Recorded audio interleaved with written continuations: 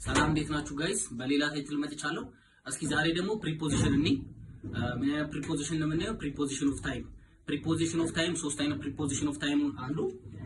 አንደኛው አት ነው፣ ኢን አለ፣ ኦን አለ። እነዚህ ሶስቱ አንድ ላይ ፕሪፖዚሽን ኦፍ ታይም ይባላሉ። ፕሪፖዚሽን ኦፍ ታይም ናቸው። ሶ እንዴት እንደምንጠቀም እስኪ አትን የምንጠቀመው ኤግዛክት ታይምን ኤክስፕረስ ማድረግ ስንፈልግ ነው።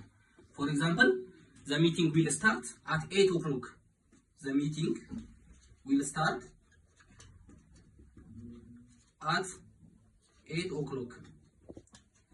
So, እዚህ ጋር at የሚለው ትክክለኛ ታይሙን እናውቃለን ማለት ነው። ኤግዛክት ታይም ፍሬሙን።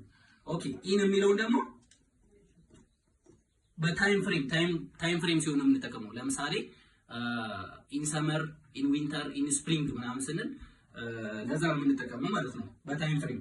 ኦን የሚለውን ደግሞ ኦን የሚለውን ኤክስፕሬሽን የምንጠቀመው ለዴይስ እና ዴትስ ነው። ዴይስ ኤንድ ዴትስ።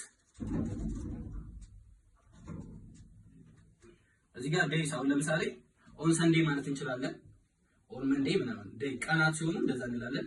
እዚህ ጋር ደግሞ ኦን ኦክቶበር 30 ኦን 30 ኦክቶበር ኦር ደግሞ ኦን 30 ኖቬምበር ማለት እንችላለን። ግን ሜን ፖይንቱ ለዴት እና ለዴይ ሲሆን ኦን ነው። ኢን ሲሆን ደግሞ ኢን ሰመር ኢን ዊንተር ለማለት ታይም ፍሬሙ ኤግዛክትሊ ያልታወቀ ማለት ነው። አት ሲሆን ደግሞ ኤግዛክት ታይም ፍሬሙ ሲታወቅ ነው። አመሰግናለሁ። ቴንኪው።